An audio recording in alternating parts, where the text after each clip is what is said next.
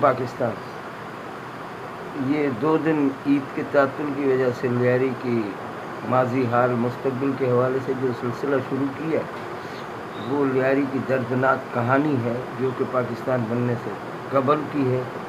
میں اس میں آپ کو 3 حصے دے چکا ہوں کہ 3 حصوں پر مشتمل لیاری کی جو ہے اصل جنم گاہ ہے ماری پورو بدنی گو مورڑو میر بہر کا گاؤں، 1 بہن 7 بھائی اور 700 نفوس کا ایک چھوٹا سا گاؤں جہاں خونی مگرمچھ نے تباہی پھیلائی۔ پھر 6 بھائیوں نے جو قربانی دی وہ مارے گئے اس مقابلے میں۔ 7واں بھائی جو معذور تھا اس نے لوہے کا پنجرہ بنوایا، بہن کو کہا مجھے نیزہ دو میں اس کا مقابلہ کروں گا، سمندر میں گیا، اس نے مگرمچھ کو مار دیا۔ مگرمچھ ایک تاریخی کردار ہے، میں نے پہلے بھی کہا تھا کہ ذہن میں رکھیے گا۔ بہرحال اب یہ تو ایک حصہ تھا کیونکہ سمندری حصہ، سمندر بہت قیمتی ہوتا ہے کسی بھی دنیا کی آبادی کے لیے۔ سمندر کے ساتھ جو علاقے ہوتے ہیں وہ انتہائی قیمتی ہوتے ہیں، لیکن ہمیں وہ حیثیت ملی نہیں۔ پھر ہمارے پاس جو ہے درمیان میں ایک علاقہ نیا آباد، موسمین، کھاردر، میٹھادر، بندر روڈ سے پنس روڈ، آپ کو یہ ہندوؤں کی عمارتیں نظر آئیں گی۔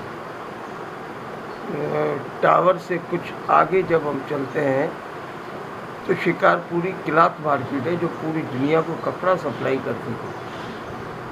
یہاں ہندو جو تھے وہ زیادہ دولت مند تھے، سندھی اسپیکنگ تھے، جبکہ سندھی اسپیکنگ ذرا پسماندہ تھے، لیکن یہاں تعلیم کا رجحان بہت زیادہ تھا اس علاقے میں، نیا آباد، کھڈا۔ اب جب لیاری نے اپنے خدوخال پیدا کرنا شروع کیے تو پھر وہ مورڑوں کا گاؤں، نیا آباد یہ ایک یکجا ہوتے نظر آئے۔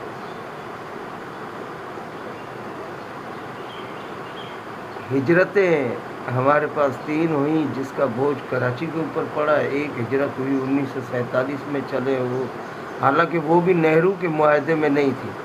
نہرو کے معاہدے میں قائد اعظم نے جو دستخط کیے ہیں اس معاہدے میں کہیں بھی نہیں لکھا کہ جو ہے مائیگریشن ہوگی، یعنی ایک جگہ کے لوگ دوسری جگہ جائیں گے۔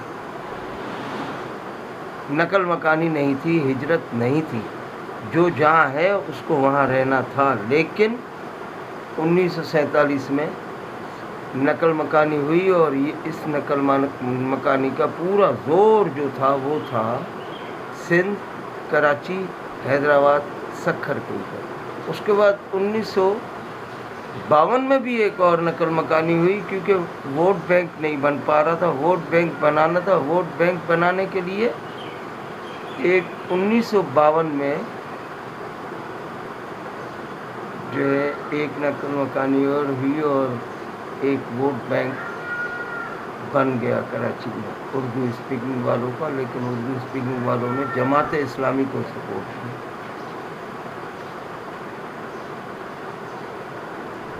یہ کراچی کی سیاسی سینری یہ بنی کہ 1962 میں ایوب خان صاحب آ گئے تو انہوں نے کراچی پورٹ یعنی کراچی بندرگاہ کو کچھ زیادہ ترقی دی۔